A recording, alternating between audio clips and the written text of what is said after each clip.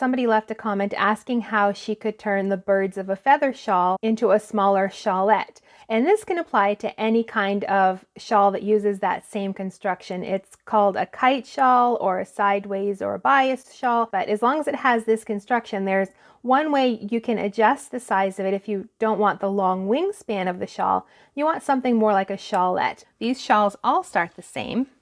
You work increases along both edges and a decrease along the center on the right side. And then on the wrong side rows, you're working increases. So the right side rows kind of cancel each other out. That central decrease is a double decrease, so it cancels out the increases. But then you've got the increases worked on the wrong side rows, which creates this shape, and it sort of has this bias effect to it. So when the pattern will tell you to work to a certain stitch count, and then you switch to the second half of the shawl.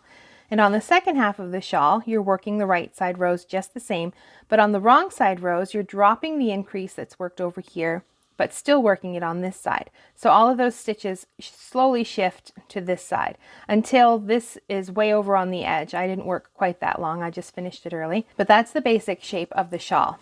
So a pattern like Birds of a Feather will tell you how long to work this point and what the stitch count should be. If you want to change that at all, if you want to make, like the example, the question that was asked is she didn't like the big full-size shawl and she wanted more of a shawlette since she lives in a warmer climate.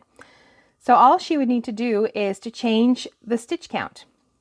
She would just work this first half of the pattern until it was about half the width that she wanted.